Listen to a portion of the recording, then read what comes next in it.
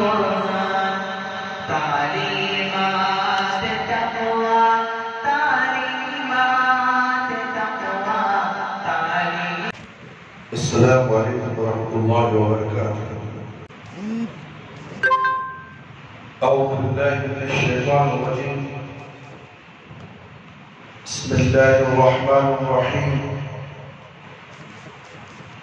ان الحمد لله نحمده ونستعينه ونستغفره ونعوذ بالله من شرور انفسنا ومن سيئات اعمالنا من يهده الله فلا مضل له ومن يضلل فلا هادي له واشهد ان لا اله الا الله وحده لا شريك له واشهد ان محمدا عبده ورسوله. اعوذ بالله السميع العليم من الشيطان الرجيم من همزه ونفخه ونفسه. بسم الله الرحمن الرحيم. يا أيها الذين آمنوا اتقوا الله حق تقاته ولا تموتن إلا وأنتم مسلمون. يا أيها الناس اتقوا ربكم الذي خلقكم من نفس واحدة وخلق منها زوجها وبث منهما رجالا كثيرا ونساء واتقوا الله الذي تساءلون به والأرحام إن الله كان عليكم رقيبا. يا أيها الذين آمنوا اتقوا الله وقولوا قولا سديدا يصلح لكم أعمالكم ويغفر لكم ذنوبكم ومن يطع الله ورسوله فقد فاز فوزا عظيما. أما بعد فإن خير الحديث كتاب الله وخير الهدي هدي محمد صلى الله عليه وسلم وشر الأمور محدثاتها وكل محدثة بدعة وكل بدعة ضلالة وكل ضلالة في النار.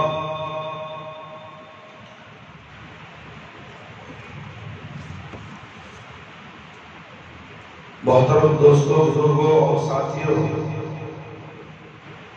آج یوم الجمعہ عید المومنین ہے.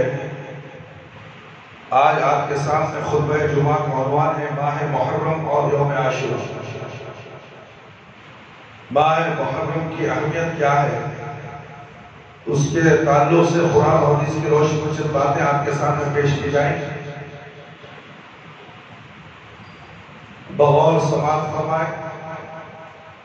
حضرات اور خواتین اسلام، ماہ محرم عظیم الشان اور مبارک مہینہ ہے. یہ ہجری سال کا پہلا مہینہ اور حرمت والے 4 مہینوں میں سے ایک ہے. فرمان الہی ہے ان عدت الشہور عند اللہ 12 شہرا فی کتاب اللہ یوم خلق السماوات والارض منها 4 حرم ذلك الدین القیم فلا تظلموا فیہن انفسکم. سورۃ توبہ 32-6. بے شک مہینوں کی گنتی اللہ کے نزدیک لوح محفوظ میں 12 ہے، اور یہ اس دن سے ہے جب سے اللہ نے آسمانوں اور زمین کو پیدا کیا. ان میں سے 4 مہینے حرمت و ادب کے ہیں. یہی مضبوط دین ہے، لہذا تم ان مہینوں میں اپنی جانوں پر ظلم نہ کرو. یعنی ابتدائے آفرینی سے ہی اللہ تعالیٰ کے نزدیک سال کے مہینوں کی تعداد 12 ہے، اور ان میں سے 4 مہینے حرمت والے ہیں. حرمت والے 4 مہینے کون سے ہیں، اس کے بارے میں ایک حدیث اللہ کے نبی صلی اللہ علیہ وسلم کی ہے. ابو بکر رضی اللہ عنہ سے روایت ہے کہ رسول اللہ صلی اللہ علیہ وسلم نے فرمایا سال 12 مہینوں کا ہے، جس میں 4 حرمت والے ہیں، 3 پہلے در پہ، اور وہ ذوالحجہ اور محرم، اور 14 مہینہ رجب اور ذوالحجہ ہے جو کہ جمادی الثانی اور ثانیہ اور شعبان کے درمیان آتا ہے. 3 پہ در پہ اور 4 اکیلا. اس میں کیا حکمت ہے؟ حافظ ابن کثیر رحمہ اللہ نے اس کی حکمت یہ بیان فرمائی ہے کہ ذوالقعدہ میں جو حج والے مہینے سے پہلے آتا ہے وہ لوگ خطال بن کر دیا کرتے تھے، اور ذوالحجہ کے مہینے میں وہ حج ادا کیا کرتے تھے. پھر اس کے بعد ایک اور مہینہ بھی حرمت والا قرار دیا گیا تھا، وہ امن و امان سے اپنے وطن کو لوٹ سکے. پھر سال کے درمیان ایک مہینہ حرمت والا قرار دیا تاکہ وہ عمرہ اور زیارت بیت اللہ کے لیے امن سے آ جا سکے. تفسیر ابن کثیر.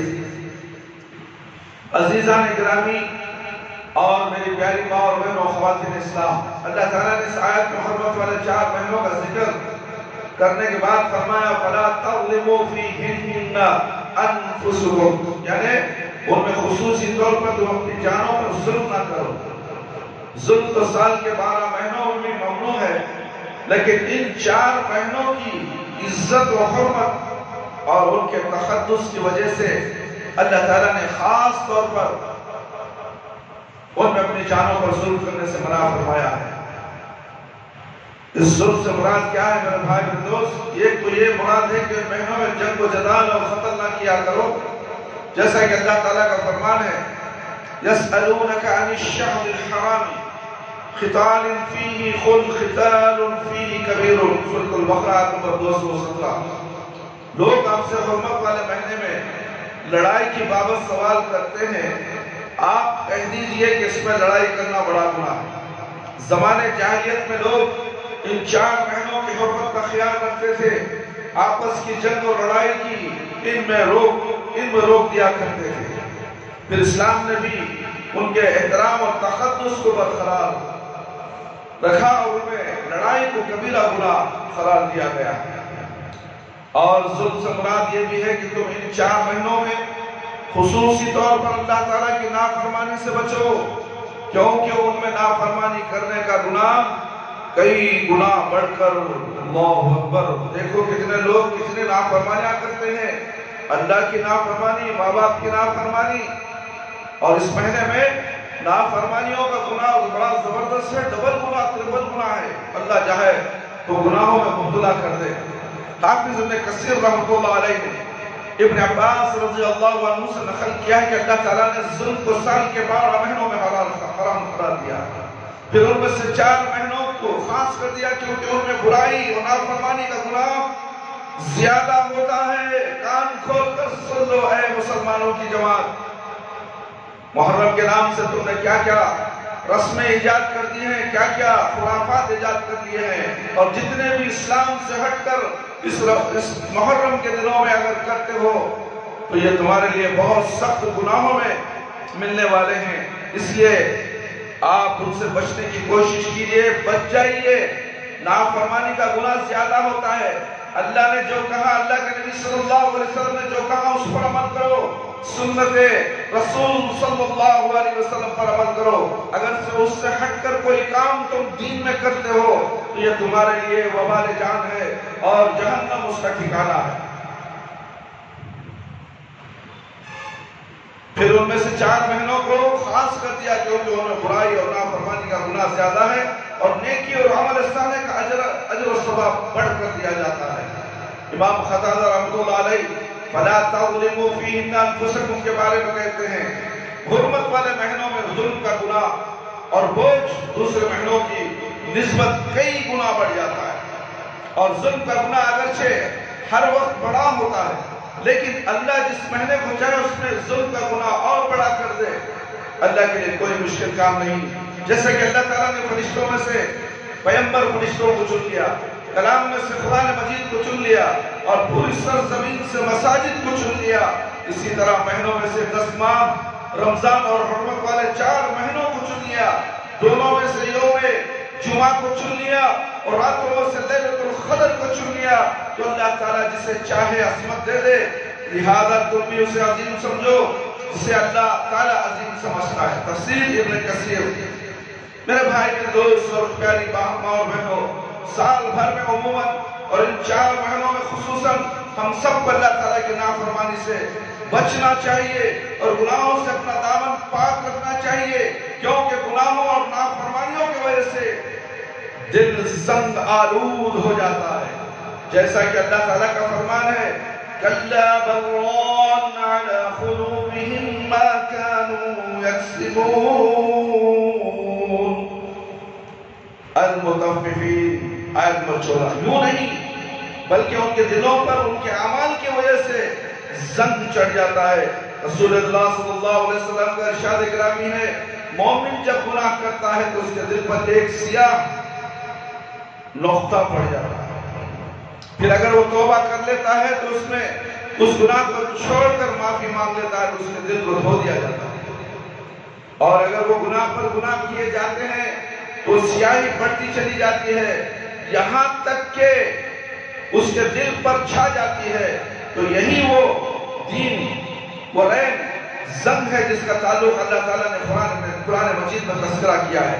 کلا بل ران علی قلوبہم ما كانوا یکسبون، ترمذی اور صحیح ابن ماجہ اور اسے البانی نے صحیح کہا ہے۔ یاد رکھیں گناہوں کی وجہ سے کبیرہ گناہوں کی وجہ سے نافرمانیوں کی وجہ سے زندگی پریشان حالی سے گزرتی ہے اور انسان کو حقیقی چین و سکون نصیب نہیں ہوتا۔ اللہ رب العالمین کا فرمان ہے وَمَنْ أَعْرَضَ عَنْ ذِكْرِي فَإِنَّ لَهُ مَعِيشَةً ضَنكًا وَنَحْشُرُهُ يَوْمَ الْقِيَامَةِ أَعْمَى قَالَ رَبِّ لِمَ حَشَرْتَنِي أَعْمَى وَقَدْ كُنْتَ بَصِيرًا قَالَ كَذَلِكَ أَتَتْكَ آيَاتُنَا فَنَسِيتَهَا وَكَذَلِكَ الْيَوْمُ تُنْسَى۔ سورہ قاف آیت نمبر 120 پر 4 اور 120 پر 6۔ جو شخص میری یاد سے ردگردانی کرے گا وہ دنیا میں تنگ حال رہے گا۔ اللہ اکبر! کیا ہے اللہ کی یاد سے کتنے لوگ گمراہ ہو چکے ہیں، ان کے دل خالی ہیں اللہ کی یاد سے۔ اللہ کی یاد سے ردگردانی کرنے والے، نافرمانی کرنے والے دنیا میں وہ تنگ حال میں رہیں گے۔ یہ اللہ کا فیصلہ ہے اور ہم اسے بروز قیامت اندھا کر کے اٹھائیں گے۔ وہ پوچھے گا اے میرے رب تو نے مجھے نابینا بنا کر کیوں اٹھایا حالانکہ میں تو بینا تھا؟ اللہ تعالیٰ جواب دے گا اسی طرح ہونا چاہیے تھا کیونکہ تمہارے پاس ہماری آیات آئی تھی لیکن تم نے انہیں بھلا دیا، اسی طرح آج تمہیں بھی بھلا دیا جائے گا۔ یعنی دین الہی سے اعراض کرنے، آیات قرآنیہ کی تلاوت نہ کرنے اور اس پر عمل نہ کرنے کی وجہ سے ہر چہار جانب سے اسے تنگی گھیر لیتی ہے۔ روزی کی کشادگی کے باوجود اس کا اطمینان اور سکون تباہ و برباد ہو جاتا ہے۔ پھر مرنے کے بعد بھی خبر بھی تنگ ہو جاتی ہے اور برزخ کی طویل زندگی تلخیوں اور بدبختیوں سے گزرتی ہے، اور جب قیامت کے روز اٹھایا جائے گا تو وہ بصارت اور بصیرت دونوں سے اندھا ہوگا۔ والعیاذ باللہ، وہ گناہ اور برائیوں کی وجہ سے موجودہ نعمتیں چھین جاتی ہیں۔ سب سے بڑی گناہ کیا ہے؟ اللہ رب العالمین کی نافرمانی۔ اس کے بعد پیارے نبی صلی اللہ علیہ وسلم کی شریعت کی نافرمانی، اس کے بعد ماں باپ کی نافرمانی۔ اے نوجوانوں، جن کے باپ ہیں، ماں باپ ہیں، زندہ ہیں، اگر تم ان کی نافرمانی کرتے ہو تو فوراً توبہ اور استغفار کر دو، اس لیے کہ تمہاری زندگی تنگ ہو چکی ہے، تمہاری روزی گھٹ چکی ہے، اور تم مرو گے تو خبر بھی تمہارے لیے تنگ کر دی جائے گی۔ وہ آخرت کی منزل بڑی خطرناک منزل ہے، اور جو بھی ان شیاطینوں کو سہارا دیں گے ان کے اوپر بھی اللہ رب العالمین کا عذاب آنے والا ہے۔ اللہ اکبر، اللہ اکبر، اللہ اکبر۔ جیسا کہ ہمارے ماں باپ آدم علیہ السلام، حوا علیہ السلام کی ایک معمولی سی بھول کی وجہ سے انہیں جنت کی نعمتوں سے محروم کر دیا گیا۔ آدم علیہ السلام، یہ ایک معمولی سی بھول اللہ تعالیٰ جنت کی نعمتوں سے محروم کر دیا، اور ہم نافرمانیوں پہ نافرمانی۔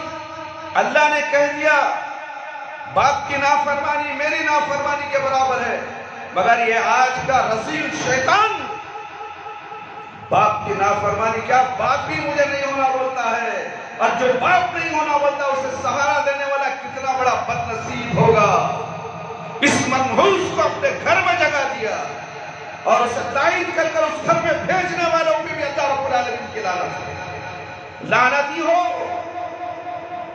اس مبارک مہینے میں، محرم کے مہینے میں زیادہ سے زیادہ لعنتیں برسی۔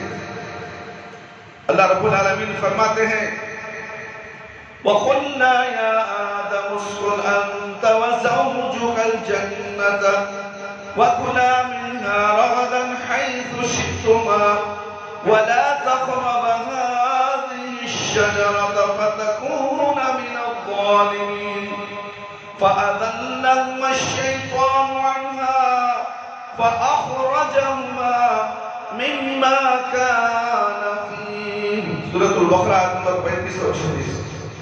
اور ہم نے اے آدم علیہ السلام تم اور تمہاری بیوی جنت میں رہو اور اس میں جتنا چاہو جہاں سے چاہو کھاؤ پیو، تاہم اس طرف کے قریب مت جانا ورنہ ظالموں سے ہو جاؤ گے۔ پھر اچانک شیطان نے ان ظالموں کو لغزش میں مبتلا کر دیا۔ پھر شیطان نے ان دونوں کو لغزش میں مبتلا کر دیا اور انہیں اس نعمت اور راحت سے نکلوا دیا جس میں تھے وہ۔ اللہ اکبر میرے بھائی دیکھے، اور ہمارے بھی ساتھ وہی ہوا ہے۔ ہماری بھی اولاد اس مسجد میں تھی، ماں باپ کے ساتھ تھی، شیطان نے آیا ورگلایا اور پورا خاندان مل کر اسے غیر اللہ کی عبادت کرنے والوں کے گھر میں ڈھکیل دیا۔ یہ بہت بڑا جرم میرے خاندان والوں نے کیا ہے، اس کی ماں کے خاندان والوں نے بھی اور میرے خاندان والوں نے مل کر اس کا ستیہ ناش کر دیا، جہنم میں پھینک دیا اپنے ہاتھوں سے۔ کتنے بڑے بدنصیب ہوں گے وہ لوگ جو ایک باپ سے مشورہ کیے بغیر، باپ کے زندہ رہتے ہوئے ایک توحید پرست لڑکے کو اٹھا کر مشرکوں کے گود میں تم نے بٹھا دیا۔ تمہیں رتی میں اللہ کا ڈر نہیں آیا؟ کیسے تم نے دین حاصل کیا؟ کیا سمجھے تم دین کو؟ توحید کیا ہے تم نے نہیں سمجھا۔ اللہ رب العالمین فرماتے ہیں اسی طرح برائیوں کے برے انجام کے متعلق أَلَمْ يَرَوْا كَمْ أَهْلَكْنَا مِنْ قَبْلِهِمْ مِنْ قَرْنٍ مَكَّنَّهُمْ فِي الْأَرْضِ مَا لَمْ نُمَكِّنْ لَكُمْ وَأَرْسَلْنَا السَّمَاءَ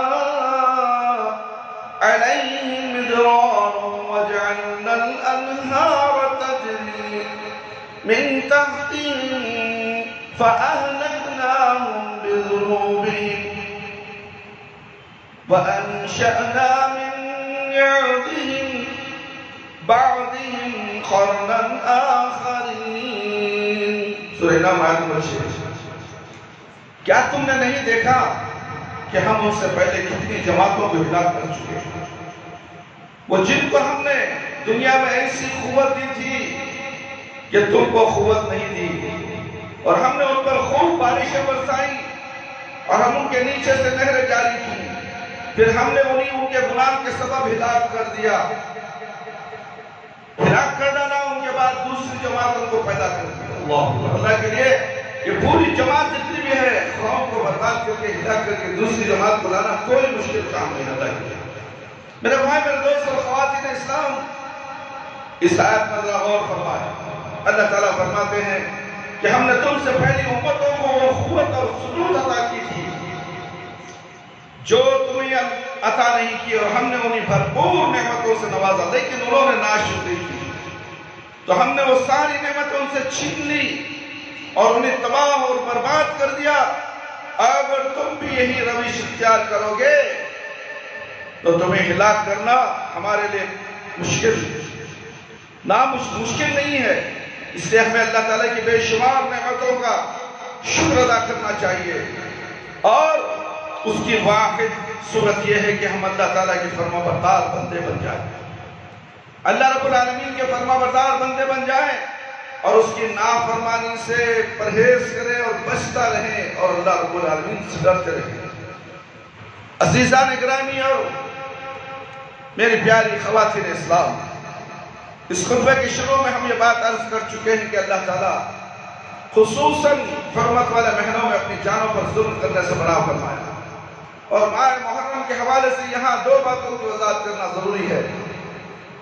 آپ کو معلوم ہے ماہ محرم میں کئی لوگ ماتمی لباس پہن کر نوحہ اور ماتم کرتے ہیں، سینہ کو بھی کرتے ہیں۔ ہمارے نزدیک یہ بھی ظلم ہی کی ایک قسم ہے جس سے منع کیا گیا ہے۔ ان اعمال کے مطابق رسول اللہ صلی اللہ علیہ وسلم کا ارشاد گرامی ہے، مسلم کی روایت ہے، جاہلیت کے کاموں میں سے 4 کام میری امت میں ایسے ہوں گے جنہیں وہ چھوڑنے پر تیار نہیں ہوں گے۔ حسب قومیت کی بنیاد پر فخر کرنا، کسی کے نسب میں تانا زنی کرنا، ستاروں کے ذریعے قسمت کے احوال معلوم کرنا یا ستاروں کے ذریعے بارش طلب کرنا اور نوحہ کرنا۔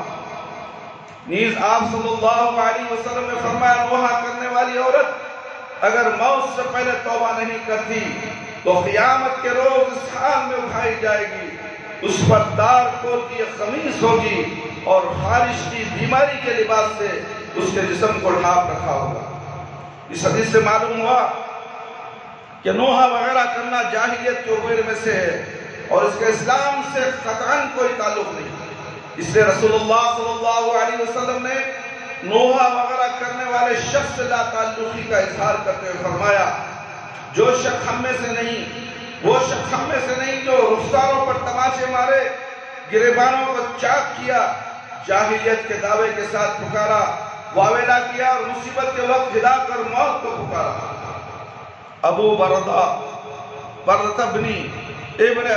ابو موسیٰ الاشعری رضی اللہ عنہ کہتے ہیں کہ ابو موسیٰ الاشعری رضی اللہ عنہ ایک مرتبہ شدید تکلیف میں مبتلا ہوئے اور ان پر غشی طاری ہوئی۔ آپ کا سر آپ کی ایک اہلیہ کی گود میں تھا، اس نے زور زور سے رونا شروع کر دیا، لیکن آپ اسے کوئی جواب نہ دے سکے۔ پھر جب انہیں تکلیف دور ہوئی تو انہوں نے کہا، میں ہر اس شخص سے بری ہوں جس سے رسول اللہ صلی اللہ علیہ وسلم نے برات کا اعلان کیا۔ بے شک رسول اللہ صلی اللہ علیہ وسلم نے زور زور سے رونے والی، مصیبت کے وقت سر منڈوانے والی، کپڑے پھاڑنے والی عورت سے برات کا اعلان کیا ہے۔ یہ بخاری کی روایت ہے۔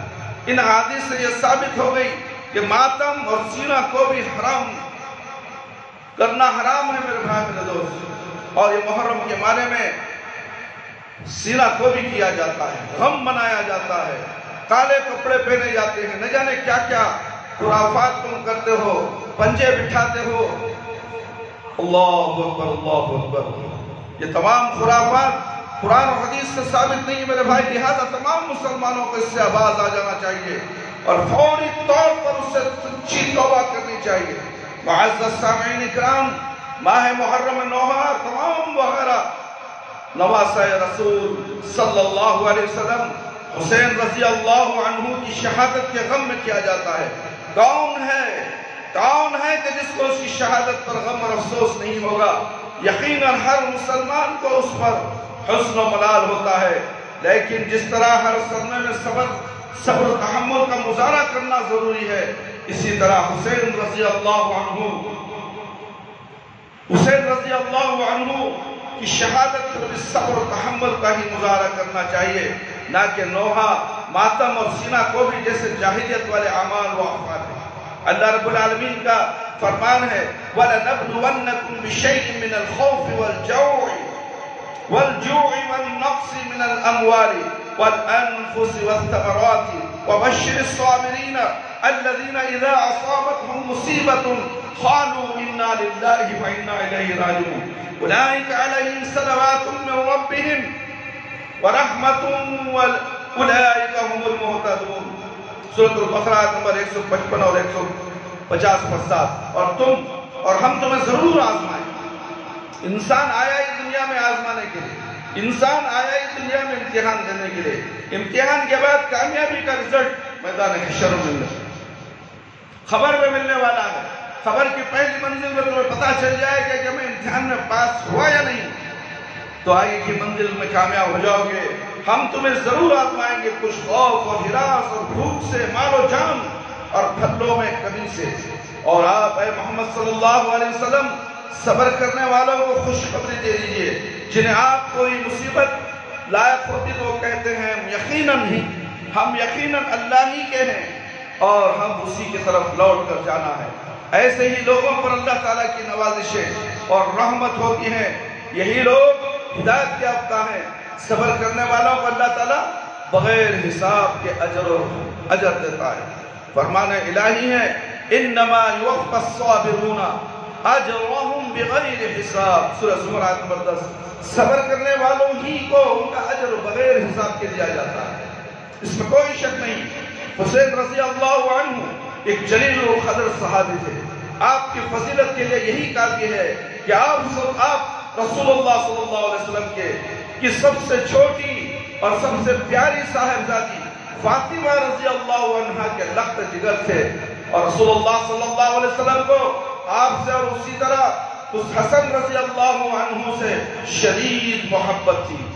عطا بن یسار رضی اللہ رحمہ اللہ کہتے ہیں ایک صحابی نے مجھے خبر دی رسول اللہ صلی اللہ علیہ وسلم حسن اور حسین رضی اللہ عنہما کو اپنے سینے سے لگایا اور فرمایا اللہم انی احبہما فاحبہما، یعنی اے اللہ میں ان سے محبت کرتا ہوں لہذا تو بھی ان سے محبت کر۔ مسند احمد کی روایت ہے، ابو ہریرہ رضی اللہ عنہ کا بیان ہے کہ رسول اللہ صلی اللہ علیہ وسلم اپنے گھر سے نکل کر ہمارے پاس تشریف لائے، آپ کے ساتھ حسن رضی اللہ عنہ، حسین رضی اللہ عنہ بھی تھے، ایک اور آپ صلی اللہ علیہ وسلم کے کندھے پر اور دوسرے آپ کے دوسرے کندھے پر۔ آپ صلی اللہ علیہ وسلم بھی ان سے پیار کرتے ہوں اور کبھی ان سے، چنانچہ ایک شخص نے آپ صلی اللہ علیہ وسلم سے پوچھا اے اللہ کے رسول صلی اللہ علیہ وسلم کیا آپ کو ان سے محبت ہے؟ آپ صلی اللہ علیہ وسلم نے فرمایا من احبہما فقد احبنی ومن ابغضہما فقد ابغضنی، جس نے ان سے محبت کی اس نے مجھ سے محبت کی، اور جس نے ان سے بغض رکھا اس نے مجھ سے بغض رکھا۔ رواہ احمد۔ رسول اکرم صلی اللہ علیہ وسلم کو اپنے ان دونوں نواسوں کی کس قدر شدید محبت، اس کا اندازہ آپ اس بات سے کر سکتے ہیں کہ رسول اللہ صلی اللہ علیہ وسلم اپنا خطبہ چھوڑ کر انہیں اٹھانے کے لیے ممبر سے نیچے اترے، انہیں اٹھاتے اور پھر ممبر پر جا کر اپنا خطبہ مکمل کرتے۔ بریدہ رضی اللہ عنہ کا بیان ہے کہ رسول اللہ صلی اللہ علیہ وسلم کا خطبہ ارشاد فرما رہے تھے کہ اس دوران حسن اور حسین رضی اللہ عنہما دونوں نمودار ہوئے، انہوں نے سرخ رنگ کی قمیص پہنی ہوئی تھی اور ان پر بار بار پھسل رہے تھے۔ چنانچہ رسول اللہ صلی اللہ علیہ وسلم منبر سے نیچے اترے، اپنا خطبہ روک دیا، انہیں اٹھایا اور اپنی گود میں اٹھا لیا۔ پھر آپ صلی اللہ علیہ وسلم انہیں اٹھائے ہوئے منبر پر چڑھے، اس کے بعد فرمایا اللہ تعالیٰ نے سچ فرمایا ہے انما اموالکم و اولادکم فتنہ، بے شک تمہارے اموال، تمہارے مال اور تمہاری اولاد آزمائش ہے۔ اللہ اکبر۔ میں نے انہیں دیکھا تو مجھ سے رہا نہ جا سکا۔ پھر آپ صلی اللہ علیہ وسلم نے اپنا خطبہ مکمل فرمایا۔ یہ ابو داؤد نسائی کی روایت ہے، ابن ماجہ میں بھی اس کا ذکر ہے۔ عبداللہ بن عمر رضی اللہ عنہ سے پوچھا گیا حالت احرام میں اگر کوئی آدمی ایک مکھی کو مار دے تو اس کا کیا حکم؟ انہوں نے کہا اہل عراق مکھی کے بارے میں سوال کرتے ہیں، حالانکہ وہ تو نواز رسول کے قاتل ہیں اہل عراق۔ اللہ اکبر۔ آج اہل عراق سے محبت کی جاتی ہے کیونکہ وہاں ہمارے بزرگان دین کی مزاریں ہیں۔ اللہ اکبر۔ وہاں تو ان کا خون کیا گیا، قتل کیا گیا تھا نواز رسول کے قاتل وہاں موجود ہیں، اور رسول اللہ صلی اللہ علیہ وسلم نے فرمایا ہما ریحان نتایا من الدنیا، البخاری۔ یہ حسن اور حسین رضی اللہ عنہ دنیا میں میرے دو پھول ہیں۔ جبکہ سنن ترمذی میں اس حدیث کے الفاظ نیچے کا بیت الخلا کھول ہے، جبکہ ترمذی میں اس حدیث کے الفاظ یہ ہیں اہل عراق میں سے ایک شخص نے عبداللہ بن عمر رضی اللہ عنہ سے سوال کیا اگر مچھر کا خون کپڑے پر لگ جائے تو اس کا کیا حکم ہے؟ انہوں نے کہا اس آدمی کو دیکھو یہ مچھر کے خون کے متعلق سوال کرتا ہے، جبکہ انہوں نے رسول اللہ صلی اللہ علیہ وسلم کے جگر کے گوشے کو قتل کیا ہے۔ اور میں نے رسول اللہ صلی اللہ علیہ وسلم سے سنا کہ آپ صلی اللہ علیہ وسلم نے فرمایا بے شک حسن رضی اللہ عنہ اور حسین رضی اللہ عنہ دنیا میں میرے دو پھول ہیں۔ حذیفہ رضی اللہ عنہ سے روایت ہے کہ رسول اللہ صلی اللہ علیہ وسلم نے فرمایا، ترمذی کی روایت ہے، بے شک یہ فرشتہ آج رات زمین پر نازل ہوا، پہلے کبھی زمین پر نہیں آیا تھا۔ اس نے اللہ تعالیٰ سے مجھ سے ملاقات کرنے کی اجازت طلب کی، تو اللہ تعالیٰ نے اسے میرے لیے خوشخبری دے کر بھیجا کہ فاطمہ رضی اللہ عنہا جنت کی عورتوں کی سردار ہوگی، حسن اور حسین رضی اللہ عنہما نوجوانان جنت کے سردار ہوں گے۔ انس رضی اللہ عنہ کا بیان ہے کہ حسین بن علی رضی اللہ عنہما رسول اللہ صلی اللہ علیہ وسلم سے سب سے زیادہ مشاہبت کرتے تھے، اس بخاری کی روایت ہے۔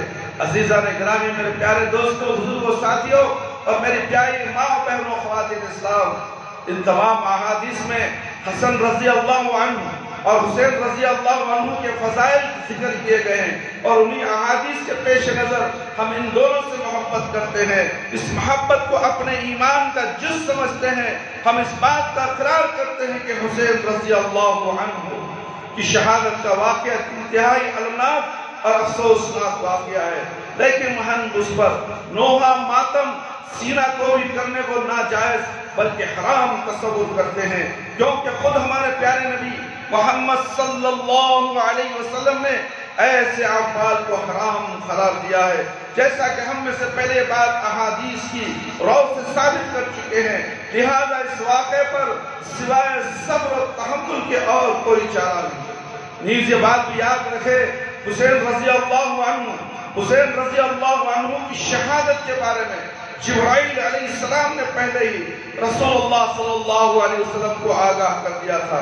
ام سلمہ رضی اللہ عنہ کا بیان ہے کہ جبرائیل علیہ السلام نبی کریم صلی اللہ علیہ وسلم کے پاس حاضر ہوئے، اس وقت حسین رضی اللہ عنہ میرے پاس تھے، اچانک وہ حسین رضی اللہ عنہ رونے لگ گئے، میں نے انہیں چھوڑا، وہ سیدھے آپ صلی اللہ علیہ وسلم کے پاس چلے گئے، آپ صلی اللہ علیہ وسلم کے قریب جا کر کھڑے ہو گئے۔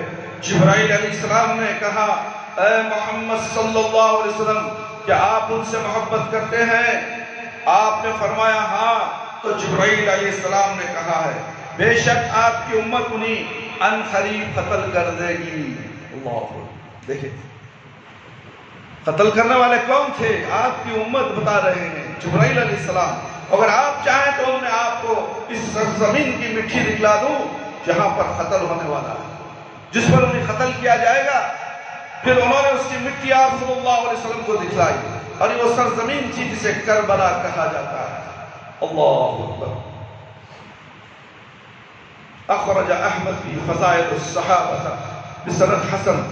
چنانچہ ہم حسین رضی اللہ عنہ کی شہادت کو اللہ تعالیٰ کی قضا اور قدر سمجھتے ہیں، جیسا کہ حسین رضی اللہ عنہ کے والد علی رضی اللہ عنہ بھی وہ قضائے قدر الہی شہید ہوئے، اور آپ اس وقت شہید ہوئے جب آپ 40 ہجری میں 17 رمضان المبارک بروز جمعہ المبارک کو فجر کی نماز ادا کرنے کے لیے جا رہے تھے۔ کیا آج ہم مسلمان فجر کی نماز علی علی بولنے والے، علی کا دم بھرنے والے، علی کے پنجے بٹھانے والے، علی کے پنجوں کی پوجا کرنے والے، اے مسلمان ناہنجر مسلمان، نام لیتا ہے علی علی علی علی علی، کیا تو نے آج نماز پڑھی؟ ماتم کرنے والے، کیا تو نمازی ہے؟ تو پھر علی کا نام لے لے، تیرے منہ سے علی کی نہیں، تیرے منہ سے بدبو، گندا بدبو تیرے منہ کے اندر، علی کا نام تو کیسے لیتا ہے زبان پر؟ علی رضی اللہ عنہ نماز کے لیے، فجر کی نماز کے لیے نکلے، تو نکلا کبھی گھر چھوڑ کر؟ مسجد کے سامنے تیرا گھر ہے، پنجے بٹھاتا ہے، فجر کی نماز کو مسجد کے اندر تیرے قدم نہیں آتے، پھر علی کا دم بھرتا ہے، حسین رضی اللہ عنہ کا دم بھرتا ہے، حسن رضی اللہ کا دم بھرتا ہے۔ کتنا بدماش ہے تو، کافرانہ کام تو کرتا ہے، پھر نام علی کا لیتا ہے۔ اللہ، یہاں تک کہ علی کو تم نے اللہ کا درجہ دے دیا۔ جماعت ایسی ہے، وہی جماعت مسلمانوں میں گھس کر پورے مسلمانوں کو تتر بتر کر چکی ہے۔ وہ جماعت کا ماتم اسی بنگلور کے اندر عرب کے علاقے میں ہوتا ہے، جہاں عرب کا نام دیا گیا ہے، نیل صدر کے پاس ہے وہ علاقہ، جا کر دیکھو ایک مچھر کو مارنا، ایسے دل علی رضی اللہ، عثمان حسین رضی اللہ عنہ، حسن رضی اللہ عنہ کا قتل کیا گیا، اور تم ماتم کر کے اپنے خون کو بہاتے ہو۔ غم کرنا منع ہے، صبر کرنے کا حکم دیا گیا، اس میں صبر کہاں کرتے ہیں؟ میرے بھائی میرے دوست، آپ 40 ہجری میں 17 رمضان المبارک روز جمعہ یاد رکھو، اور جمعہ کی نماز ہی نہیں پڑھتا ہے، یہ نہیں کہ جمعہ ہوا ہے تو نماز پڑھتا ہے، فجر کی نماز پڑھا، پوچھو اسے ماتم کرنے والے سے۔ فجر کی نماز ادا کرنے کے لیے جا رہے تھے، اس طرح ان سے پہلے عثمان رضی اللہ عنہ کو بھی ظالموں نے انتہائی الناک انداز میں شہید کیا، اور اب ماہ ذوالحجہ 30/6 ہجری میں ایام تشریق کے دوران شہید ہوئے۔ ان سے پہلے عمر رضی اللہ عنہ بھی اس وقت شہید ہوئے جب آپ فجر کی نماز میں قرآن مجید پڑھ رہے تھے۔ سب صحابہ سے یہی ثابت ہوتا ہے کہ عبادتوں میں مشغول تھے۔ ہم محرم کا ماتم منانے والے، محرم کو عید بنانے والے، ہم نماز سے بہت دور ہیں۔ نماز کیا ہمیں معلوم نہیں، بس سال میں ایک بار میلاد النبی منا لو، محرم آئے تو ماتم کر لو۔ اللہ اکبر، یہ دین ہے؟ یہ دین ہو سکتا ہے؟ جو دین صحابہ اکرام رضی اللہ عنہ سے ثابت نہیں ہے، جو دین اللہ کے نبی صلی اللہ علیہ وسلم سے ثابت نہیں ہے، وہ دین ہو ہی نہیں سکتا، قیامت تک نہیں ہو سکتا۔ میرے بھائی، اپنے آپ کو اس برے دین سے بچانا، اور سب یقینی طور پر حسین رضی اللہ عنہ سے افضل تھے، اور ان کی شہادت کے واقعات زیادہ المناک اور افسوسناک ہیں، لیکن ایسے تمام واقعات پر ہم سوائے انا للہ و انا الیہ راجعون کہ اور کیا کہہ سکتے ہیں؟ یہ آخری لفظ ہے میرے بھائی، انا للہ و انا الیہ راجعون۔ تمہارے بس کی بات نہیں، تمہارے والد کا انتقال ہو گیا، تم کیا کرو گے؟ ماتم کرو گے؟ چہرے پر پیٹو گے؟ کپڑے پھاڑ دو گے؟ نہیں، ماں کا انتقال ہوگا، بیوی کا انتقال ہوا، بچے کا انتقال ہوا، بچی کا انتقال ہو گیا، معصوم بچوں کا بھی انتقال ہو جاتا ہے، تم معاوضہ کرو گے؟ شکوے کرو گے؟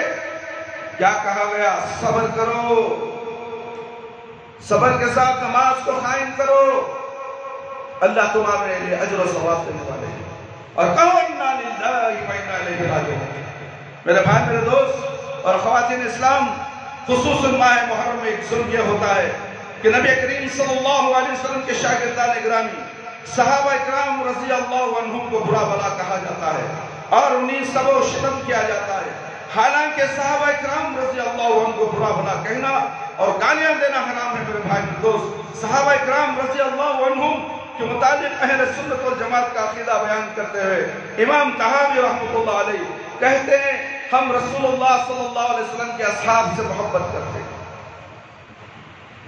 اور ان میں سے کسی ایک صحابی کی محبت میں غلو نہیں کرتے، اور نہ ہی ان میں سے کسی صحابی سے برات کا اعلان کرتے ہیں، اور ہم ہر ایسے شخص سے بغض رکھتے ہیں جو صحابہ رضی اللہ عنہ کے ساتھ بغض رکھتا ہو اور انہیں خیر کے ساتھ ذکر نہ کرتا ہو۔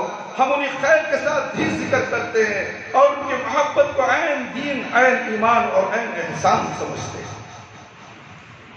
جب ان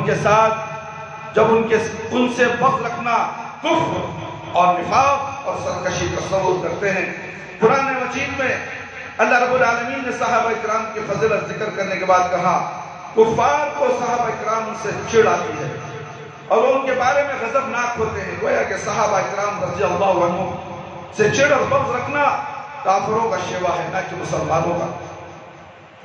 اللہ رب العالمین فرماتے ہیں، محمد رسول اللہ والذین معه اشداء علی الکفار رحماء بینہم تراہم رکعا سجدا یبتغون فضلا من اللہ ورضوانا سیماہم فی وجوہہم من اثر السجود ذلك مثلهم من التوراة ومثلهم من الانجیل كالزرع اخرج شطناه فزاه فأسنغلت فاستوى على سوقه يعجب الزرع ليغيظ بهم الكفار وعد الله الذين آمنوا وعملوا الصالحات منهم مغفرة واجرا عظیما. سورہ فتح نمبر 29. محمد صلی اللہ علیہ وسلم کے اللہ کے رسول ہیں اور جو لوگ ان کے ساتھ ہیں وہ کفاروں پر سخت آپس میں رحم دل ہیں. آپ نہیں دیکھتے کہ وہ رکوع اور سجدے کر رہے ہیں. اللہ کے فضل و رضامندی کی جستجو میں سجدوں کے اثر سے ان کی پیشانیاں ان کے پیشانیوں پر آیا ہیں, ان کی نشانیاں ان کی پیشانیوں پر آیا ہیں, اور ان کی یہ مثال تورات میں ہے اور انجیل میں بھی ہے. ان کی یہی مثال بیان کی گئی ہے. اس کھیتی کے مانند ہے, اس کھیتی کے مانند ہے جس نے پہلے اپنی کوپل نکالی, پھر اسے سہارا دیا, وہ موٹی ہو گئی, پھر اپنے تنے پر سیدھی کھڑی ہو گئی. وہ کھیت اب کاشتکاروں کو خوش کر رہا ہے. اللہ نے ایسا اس لیے کیا ہے تاکہ ان کی وجہ سے کافروں کو چڑھائے. ان میں سے جو ایمان لائے اور انہوں نے عمل صالح کیا, اللہ تعالیٰ ان سے اللہ نے مغفرت اور اجر عظیم کا وعدہ کیا ہے. رسول اللہ صلی اللہ علیہ وسلم نے صحابہ اکرام کو گالیاں دینے سے منع فرمایا. آپ کا ارشاد گرامی ہے, میرے ساتھیوں, بخاری کی روایت ہے, میرے بھائی میرے دوست خواتین اسلام, میرے ساتھیوں کو گالیاں مت دینا. اس ذات کی قسم جس کے ہاتھ میں میری جان ہے, اگر تم میں سے کوئی شخص احد پہاڑ کے برابر سونا خرچ کرتے تو نہ ان کے ایک مد کے برابر ہو سکتا ہے اور نہ آدھے مد کے برابر. عبداللہ بن عمر رضی اللہ عنہ کہا کرتے تھے, ابن ماجہ کی روایت ہے میرے بھائی میرے دوست, ابن ماجہ میں اس کا ذکر ہے, محمد صلی اللہ علیہ وسلم کے اصحاب کو برا بھلا نہ کہنا, کیونکہ ایک گھڑی کے لیے ان کا رسول اللہ صلی اللہ علیہ وسلم کے ساتھ کھڑا ہونا نہ تمہاری پوری زندگی کے عمل سے بہتر ہے. ایک گھڑی, اللہ کے نبی صلی اللہ علیہ وسلم کو صحابہ اکرام ایک گھڑی کھڑے رہنا, ہماری پوری زندگی کھڑا رہنا بیکار ہے. رواہ نے بتا, تم محمد صلی اللہ علیہ وسلم کے اصحاب کو گالیاں نہ دینا. میرے بھائی میرے دوست, کیونکہ ان میں سے ایک صحابی ہے, صحابی کا رسول اللہ صلی اللہ علیہ وسلم کے ساتھ ایک گھڑی کے لیے کھڑا ہونا تم میں سے ایک شخص کے 40 سال کے عمل سے بہتر ہے. اللہ تعالی ہم تمام کو صحابہ اکرام رضی اللہ عنہم کے طرز عمل پر زندگی گزارتے ہوئے, ان کا ادب و احترام کرتے ہوئے, ان کا نام احترام سے لیجئے, صحابہ کے طرز عمل کو اپنا طرز عمل بنا لیجئے, جنت آپ کے ختم ہونے پر. میرے بھائی میرے دوست, یہ عاشورہ کا مہینہ ہے. یوم عاشورہ کی اہمیت کیا ہے؟ قدیم زمانے میں یوم عاشورہ کی اہمیت کیا تھی, اس بارے میں اگرچہ عام لوگوں میں بہت ساری باتیں مشہور ہیں, لیکن ہمیں صحیح روایت سے صرف اتنا معلوم ہوتا ہے کہ اللہ تعالیٰ نے اس دن موسیٰ علیہ السلام اور ان کے قوم بنی اسرائیل کو نجات دی اور فرعون اس کے لشکر کو غرق فرمایا. اسی وجہ سے یہود اس دن کا روزہ رکھتے تھے. پھر رسول اللہ صلی اللہ علیہ وسلم نے بھی مسلمانوں کو اس دن کا روزہ رکھنے کا حکم دیا. جیسا کہ عبداللہ بن عباس رضی اللہ عنہ کی روایت ہے جسے ہم نے ابھی ذکر کیا. ابو موسیٰ رضی اللہ عنہ کا بیان ہے کہ یہود یوم عاشورہ کو عید کا دن تصور کرتے تھے, اور اہل خیبر یہود اس دن اپنی عورتوں کو خصوصی طور پر زیورات وغیرہ پہنا کر خوشیاں مناتے تھے. چنانچہ رسول اللہ صلی اللہ علیہ وسلم نے فرمایا فَصُومُوا أَنْتُمْ, تم اس دن کا روزہ رکھو. بخاری اور مسلم کی روایت ہے. باقی جہاں تک قصہ نجات موسیٰ علیہ السلام و بنی اسرائیل غرق فرعون کا تعلق ہے تو وہ قرآن مجید میں تفصیلاً موجود ہے. اسی طرح صحیح روایت سے یہ بھی معلوم ہوتا ہے کہ جاہلیت کے دور میں بھی یہ لوگ اس دن کی تعظیم کرتے تھے, جیسے کہ عائشہ رضی اللہ عنہ کی روایت ہے جسے ہم ذکر کر چکے معلوم ہوتا ہے. اس کے علاوہ اور کوئی یہ بات سند سے ثابت نہیں. تنبیہ یہ کی جا رہی ہے, مسلم احمد کی روایت ہے, یوم عاشورہ وہ دن ہے جس میں کشتی نوح علیہ السلام جو پہاڑی پر جا لگی تھی. چنانچہ نوح علیہ السلام نے شکرانے کے طور پر اس دن کا روزہ رکھا, لیکن اس روایت کی سند ایک راوی عبدالصمد بن حبیب سے ہے جو کہ ضعیف ہے, اور دوسرا راوی شبیل بن عوف ہے جو کہ مجہول ہے. مسند احمد. اسی طرح طبرانی کی ایک روایت میں ہے یوم عاشورہ کو اللہ تعالیٰ نے آدم علیہ السلام کی دعا قبول فرمائی. اسی طرح یونس علیہ السلام کے شہر والوں پر بھی اللہ تعالیٰ نے اسی خصوصی توجہ فرمائی. اسی طرح ابراہیم علیہ السلام کی پیدائش ہوئی, لیکن اس کی سند متعلقاً الحافظ حشیمی کا کہنا ہے کہ اس میں ایک راوی عبد الغفور جو متروک ہے اسے چھوڑ دیا جائے۔ قتادہ رضی اللہ عنہ کہتے ہیں کہ رسول اللہ صلی اللہ علیہ وسلم سے یوم عاشورہ کے روزے کے متعلق سوال کیا گیا تو آپ صلی اللہ علیہ وسلم نے فرمایا، مسلم کی روایت ہے، یعنی پچھلے 1 سال کے گناہ معاف ہو جائیں، 1 سال کے گناہوں کو مٹا دیا جائے گا۔ اس حدیث کے پیش نظر ہر مسلمان کو یوم عاشورہ کے روزے کا اہتمام کرنا چاہیے، اور اتنی بڑی فضیلت ملنے کا موقع ملے تو اسے ضائع نہیں کرنا چاہیے۔ لیکن افسوس صد افسوس اس دور میں معیار تبدیل ہو گیا۔ لوگوں نے اس دن کو حوالے سے کیا کیا بدعات ایجاد کر دی ہیں۔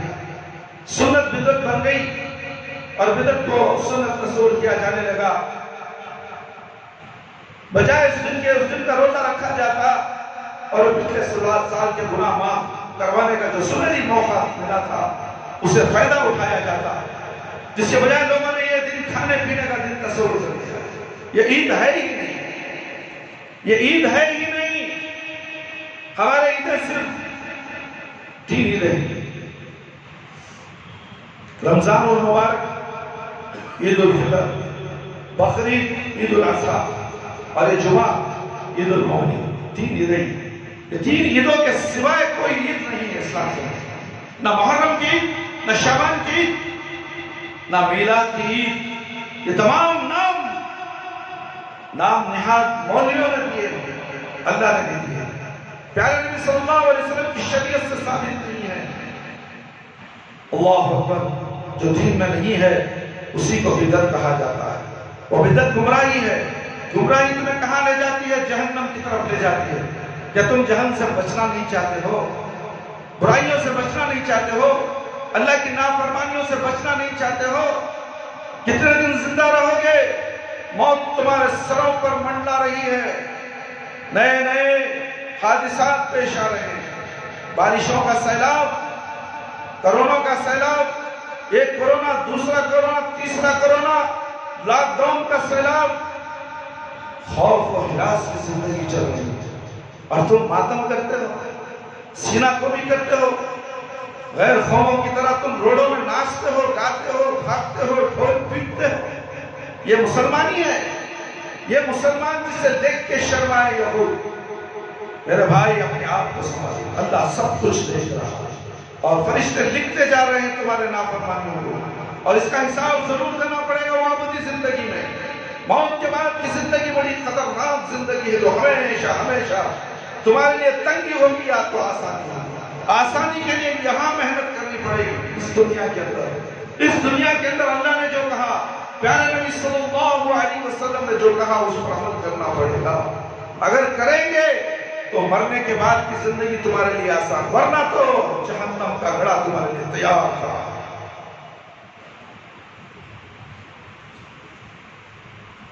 اس کے بجائے لوگوں نے کھانے پینے کا دن تصور کر لیا، لہذا خوب کھانے پینے کا انتظام کیا جاتا ہے، خصوصی ڈشیں تیار کی جاتی ہیں، پانی اور دودھ کی سبیلیں لگائی جاتی ہیں، اور سنت رسول صلی اللہ علیہ وسلم کا مذاق اڑایا جاتا ہے۔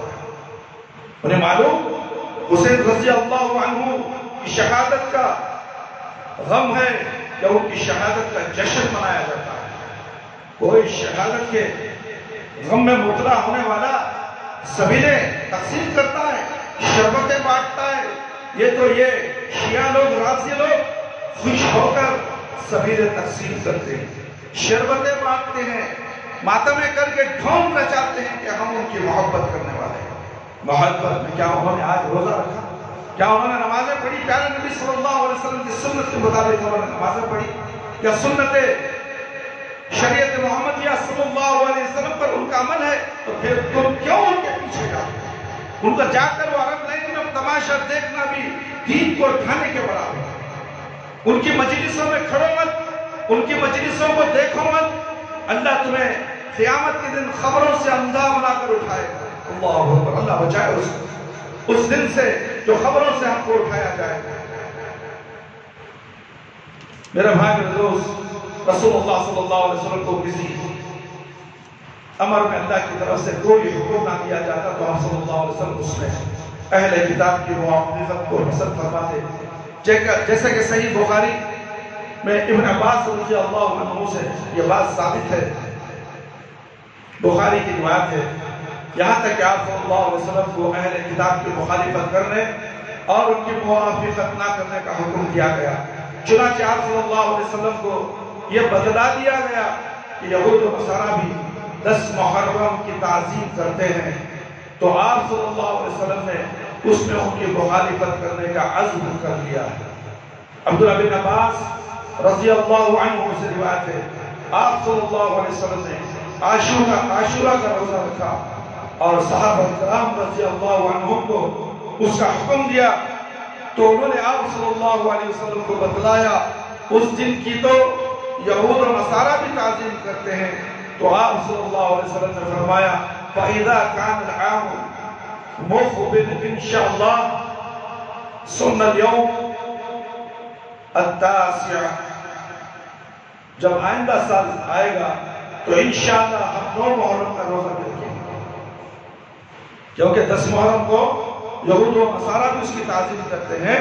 تو انشاءاللہ آئندہ سال اگر میں رہوں تو 9 محرم کا اور 10 محرم کا، اور جس نے 9 محرم کے روزہ نہیں رکھا اسے چاہیے کہ 10 اور 11 کا رکھے. اللہ، یہودیوں کی مخالفت کرنے کا حکم دیا گیا ایک نیک عمل کے لیے، اور ہم یہود و نصارہ کی طرح زندگی گزار رہے ہیں.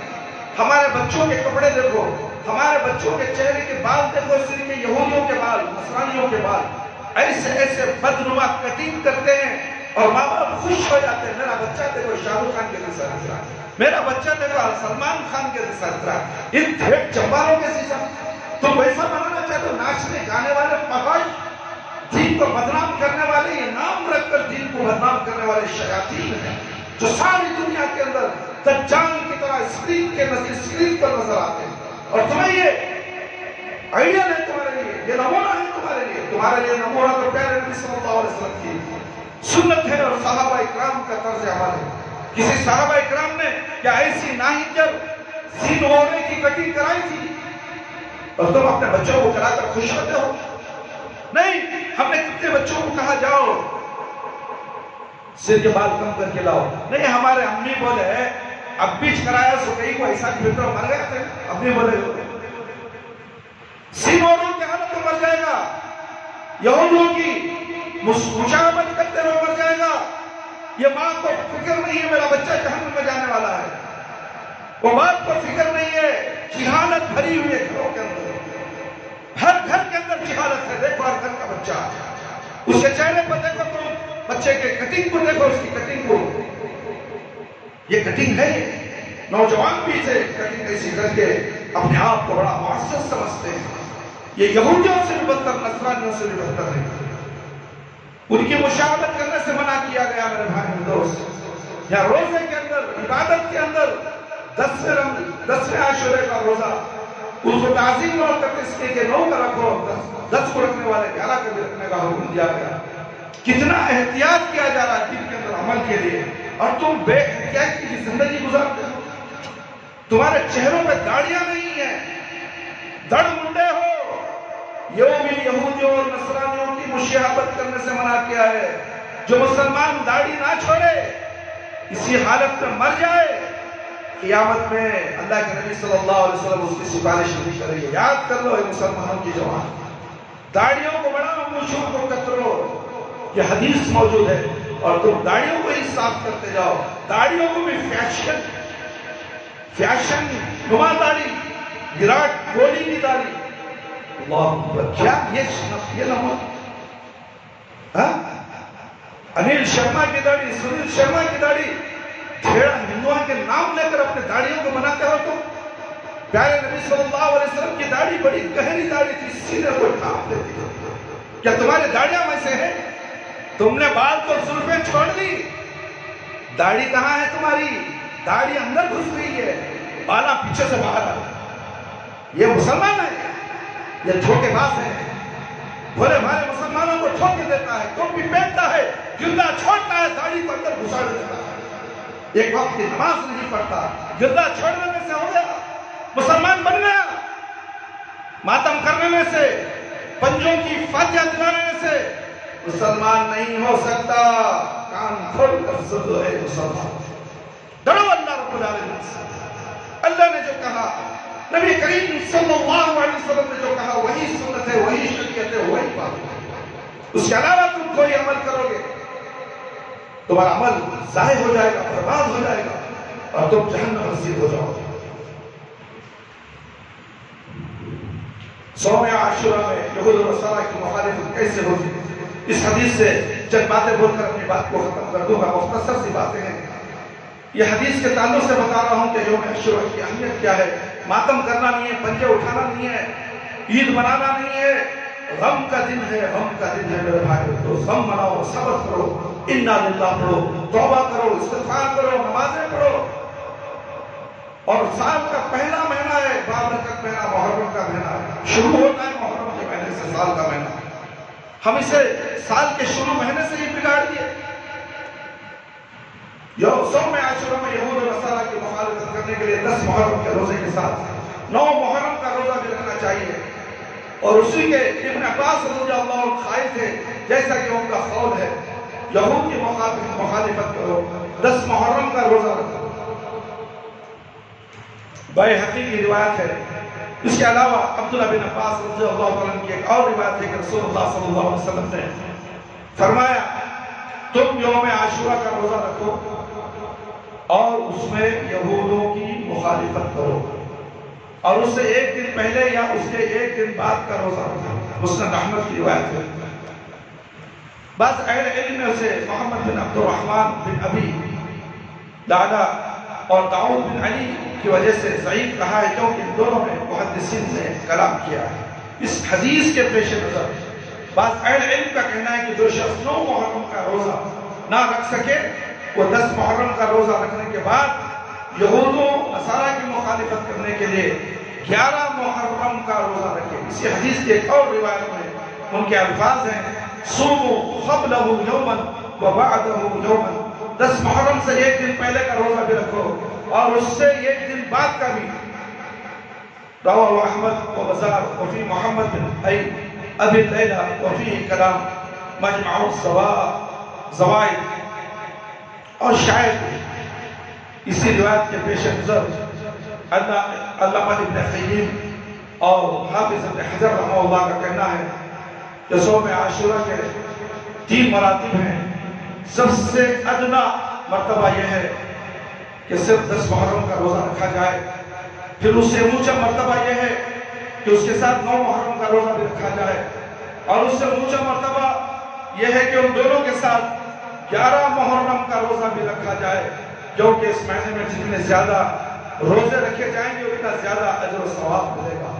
اس محرم کے مہینے میں میرے بھائی میرے دوست اجر و ثواب زیادہ ہے، بہت زیادہ اجر و ثواب ہے۔ تم نے 1 روپیہ خرچ کیا تو 70,000 نیکیاں تمہارا 70,000 روپیوں کے برابر نیکیاں تمہیں ملنے والی۔ کیا بیان کروں میرے بھائی میرے دوست، اس مسجد کے لیے ایک ضروری چیز کا اعلان کیا گیا تھا واٹس ایپ کے ذریعے سے، کوئی اس پر دھیان نہیں دیا۔ محرم کا مہینہ ہے، زیادہ سے زیادہ نیکیاں حاصل کرو، مگر وہ خرچہ صرف 40,000 کا تھا، 40,000 کا، اور کئی احباب مل کر اس کو پورا کر سکتے تھے، مگر کسی کے کام میں جوں تک نہیں رہی۔ شاید اس میسج کو دیکھ کر آگے بڑھا دیا ہو، کسی کے ساتھ شیئر نہ کیا ہو، یا خود آگے بڑھ کر حاضر نہ ہو۔ لبیک اللہم لبیک، میں حاضر ہوں اللہ کے لیے، اللہ کے لیے حاضر ہوں۔ اللہ کے لیے حاضر کہاں ہے؟ ماتم کرنے کے لیے حاضر ہو تم، ماتم کے لیے ہزاروں لاکھوں روپے برباد کرنے کے لیے حاضر ہو میرے بھائی میرے دوست۔ اس ثانی مسجد کے اندر ٹائلز ڈالنا تھا، 15 باکس ٹائلز کی ضرورت تھا، اور نیچے جو آپ آتے جاتے ہیں راستہ دھول مٹی کی وجہ سے، کیچڑ کی وجہ سے دھونا بڑے مشکل ہوتا ہے، جھک کر دھونا، قبر کی حالت خراب ہو جاتی ہے۔ کئی سالوں سے اس کا میں تذکرہ کرتے آ رہا ہوں، مگر کوئی صاحب خیر حضرات اس کے لیے آگے نہیں آئے۔ ہم نے ایک مستری کو بلوا کر اس کے لیے ہم مٹیریل اور خراجات کیا ہوتے ہیں، اس نے کہا کہ 35 اور 40 ہزار ہوں گے۔ 15 باکس بڑے ٹیلز کے 2x2 ٹیلز کے اور چھوٹے 1x1 کے 20 پر 7 باکس چاہیے، 1 لوڈ بالو چاہیے، 10 موٹے سیمنٹ چاہیے۔ اللہ اکبر اللہ اکبر۔ یہ محرم میں کوئی ہے جو 10 موٹے سیمنٹ دلا دے، اللہ تعالیٰ 70,000 روپے کا ثواب اسے دے گا۔ 15 باکس، چلو 2 باکس 3 باکس دلا دے، 70,000 باکسوں کا سوال۔ ایک باکس کی قیمت 200-300 روپے ہوگی شاید، الحمدللہ چھوٹے ایلسوں کی۔ کیا آپ کے پاس وہ سکت نہیں؟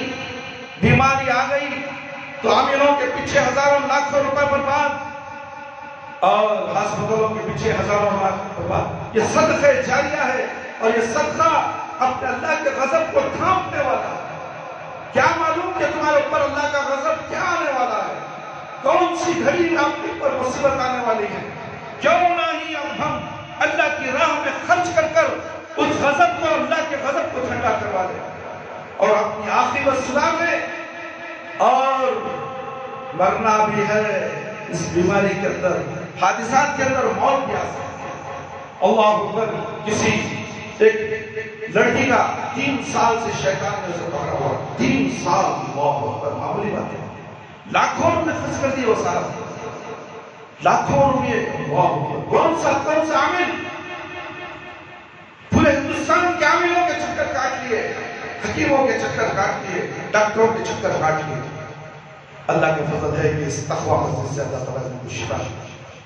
اس شیطان نے آ کر ہم سے بات کی اور اس نے کہا، حضرت مجھے تم اتنا پڑھ کے مجھے نرم کرتے ہو، 25 جتھے 25 میں سب نرم ہو کر بھاگ چکے ہیں، اب ہم 2 بچ کر ہیں، ہمیں چھوڑ دو، نہیں تم جل جاؤ گے۔ نہ کو حضرت ہمیں جلاؤ اور ہمیشہ پناہ مانگے اور ہندو جن تھے اور ہم نے اسے کلمہ پڑھایا، 3 کلمے میں نے اسے پڑھایا اور وعدہ لیا، اب تو کہاں جائے گا؟ مکہ چلے گا۔ مکے میں نیک جنات ہیں، ان کے ساتھ رہ علم حاصل ہے۔ اس نے وعدہ کیا کہ پھر اس بچے کا نہیں ہوں۔ 3 سال سے اسے کھانسی لگاتار، دمے کی شکایت لگاتار، اور یہ پوری کارستانی اس جنات کی تھی۔ پیسہ تھا، دولت تھی، کیا اس بچی کو 3 سال سے بچا سکی؟ بتاؤ تو صحیح۔ قرآن کو شفا کہا گیا ہے، وَنُنَزِّلُ مِنَ الْقُرْآنِ مَا هُوَ شِفَاءٌ وَرَحْمَةٌ لِلْمُؤْمِنِينَ وَلَا يَزِيدُ الظَّالِمِينَ إِلَّا خَسَارًا۔ قرآن تو شفا ہے مومنوں کے لیے اور رحمت ہے مومنوں کے لیے، ظالموں کے لیے خسارہ ہے۔ ظالم کون؟ حسد خور، تمہارے ساتھ رہنے والا تمہارا دشمن، تمہاری کامیابی کو دیکھ کر جلتا ہے اور عاملوں کے پیچھے جا کر 500 کی نوٹ دے کر تمہارے پر جادو کرتا ہے۔ جادو کے سرے سن تمہارے جن آکار تمہارے پر ہمیشہ کے لیے مسلط ہو جاتا ہے اور تم اس جن کو نکالنے کے لیے جادوگروں کے پاس ہی جاتے ہیں، قرآن کی طرف نہیں آتے۔ پورا ڈھٹورا پھیرنے کے بعد کسی نیک آدمی سے ملاقات ہو جاتی ہے تو کہتا ہے کہ قرآن سے اس کا علاج کرو، انشاءاللہ کامیاب ہوگا۔ تو پھر تلاش کے بعد انشاءاللہ اللہ کے حکم سے ہمارے پاس آتے ہیں تو الحمدللہ الحمدللہ۔ میں ظاہر نہیں کرتا، میں دعویٰ نہیں کرتا کہ میں اس کا علاج کر رہا ہوں، نہیں، میں کچھ نہیں ہوں، سب کچھ اللہ ہے، میں کچھ نہیں ہوں، میرے لیے اللہ کافی ہے۔ اللہم فینا اللہم فیہم ما شئت، اللہ میرے لیے کافی ہے، حسبی اللہ ونعم الوکیل۔ جو شخص یہ عقیدہ رکھے اللہ میرے لیے کارساز ہے اور قرآن سے علاج کرنا انشاءاللہ اور فوراً درست ہو گئے، چاہے مالی حالات میں پریشان ہو یا جادو اور جن اور نظر بد کی شکل سے بیمار ہو، قرآن سے علاج کرو، 5 وقت کی نماز پڑھو، ذکر اذکار کرو، تمہارے گھروں میں شیطان نہیں، اللہ رب العالمین کے فرشتے نازل ہیں اور رحمتیں نازل ہیں، اور تم اپنے گھروں کا جائزہ تو لو۔ ہم فجر کی نماز ہی نہیں پڑھتے، قرآن کی تلاوت ہمارے گھروں سے آواز نہیں آئے تو مصیبتیں نہیں آئیں گی، پریشانیاں نہیں آئیں گے، شیطان آ کر وہاں مسلط ہو جائیں گے۔ یہ ایک شیطان نہیں، کئی شیاطین آ جاتے ہیں، گھر کے ہر کونے میں وہ ڈیرا ڈال دیتے ہیں اور تمہیں ہر وقت ستاتے ہیں، یہاں تک کہ تمہاری رقم بھی چوری کرتے ہیں، وہ صاحب کے گھر سے رقم بھی چوری ہوتی ہے، 50,000 کی رقم، 1 لاکھ کی رقم. اللہ اکبر. دیکھو کیا نقصانات، 20 لاکھ کا نقصان ہو گیا، 20 لاکھ کے قرضدار ہو گئے. یہ واقعہ سچا واقعہ ہے بہار کا. اللہ اکبر. کیا بتاؤ گے؟ قرآن پر بھروسہ رکھو بھائی، اللہ رب العالمین پر بھروسہ رکھو. نفع اور نقصان کا مالک صرف رب العالمین. کوئی بابا، کوئی عالم، کوئی عامل، کوئی نفع اور نقصان کا مالک نہیں. صرف اللہ نے جسے نقصان پہنچانا چاہے ساری دنیا مل کر اسے فائدہ نہیں پہنچا سکتی. اللہ جسے فائدہ پہنچانا چاہے ساری دنیا جنات سب مل کر بھی اسے نقصان نہیں پہنچا سکتے. یہ عقیدہ اپنے دل میں مضبوط کرو اور یوم عاشورہ کی قدر کرو. اور اس کا اخراجات ہیں، کوئی صاحب ہے ٹائلز دلانا چاہے تو دلائے، سیمنٹ دلانا چاہے تو دلائے، بالو 1 ٹرک کی ضرورت ہے وہ دلانا چاہے تو دلائے اور ثواب حاصل کر لے. اس فی سبیل اللہ، انفاق فی سبیل اللہ کے سمندر میں غوطہ لگائے. دیکھیں اس کی نعمتیں کتنی ہیں، اس کی بہاریں کیسی ہیں اور آپ کی زندگی میں کیسی بہاریں آنے والی ہیں.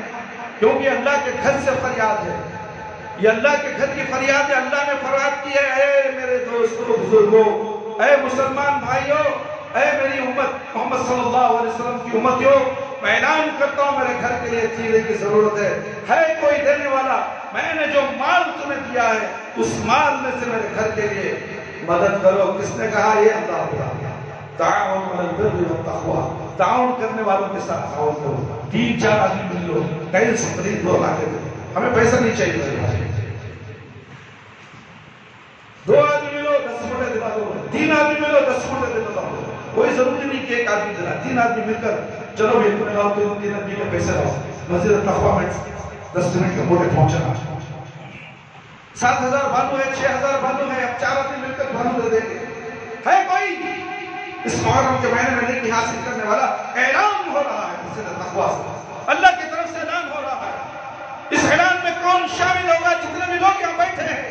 اگر وہ صاحب حیثیت نہیں ہے، جو صاحب حیثیت ہے ان سے اس کا ذکر کرے اور وہ تعاون کریں گے تو اس کا تعاون کا اجر بھی ملتا ہے. اللہ تعالیٰ زیادہ سے زیادہ دینے والے ہیں.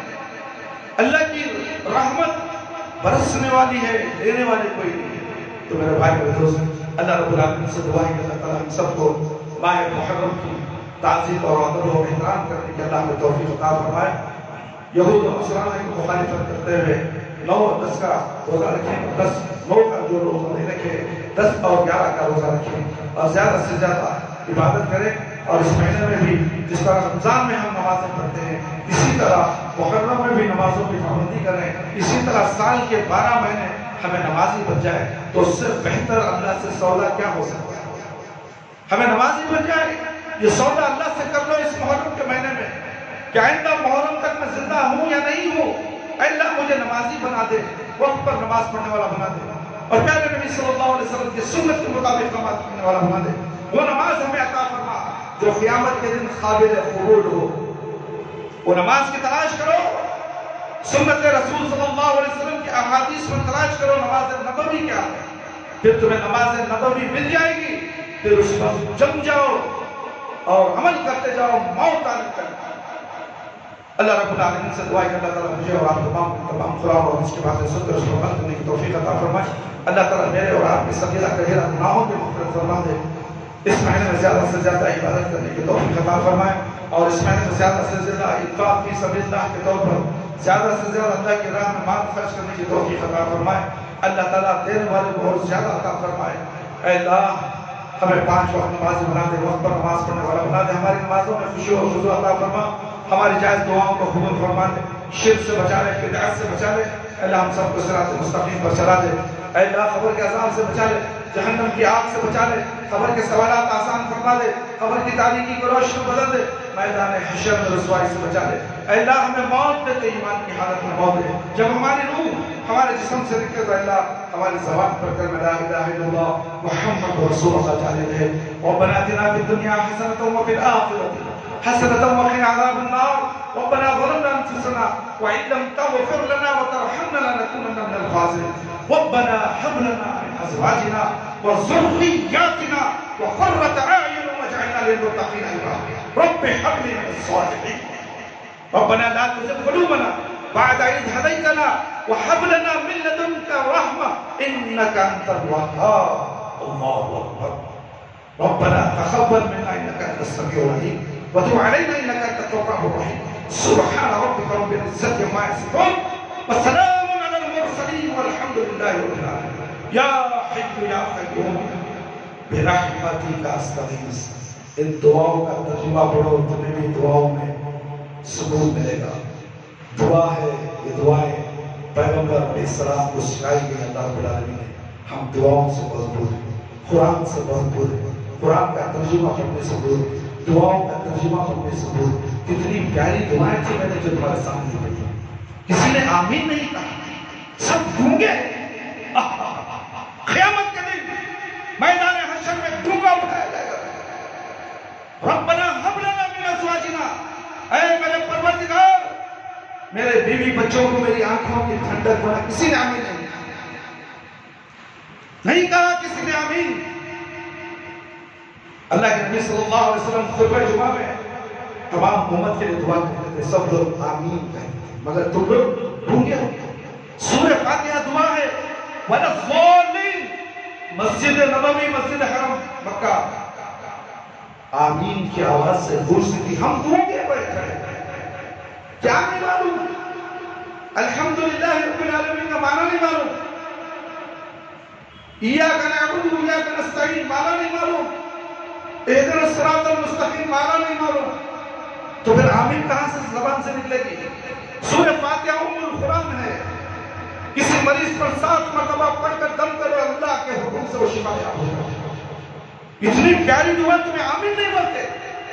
اللہ کے نبی صلی اللہ علیہ وسلم نے کہا تم آمین بولو امام کے ساتھ, فرشتے بھی آمین بولتے ہیں, تمہارے گناہ معاف ہو جائے, تمہارے گناہ دھل جائیں. اپنے گناہوں کو نماز کے اوقات میں آمین بول کر اپنے گناہوں کو دھونے کی جرات تمہیں نہیں, خواہش تمہیں نہیں ہے, تو پھر اللہ رب العالمین کیسے تمہیں اہدنا الصراط المستقیم پر چلائے. اللہ ہم سب کو ایک توفیق عطا فرمائے. آمین یا رب العالمین. ہر لحظہ قومی کی نئی شان نئی آن, تعلیمات تقویٰ اللہ کی قرآن.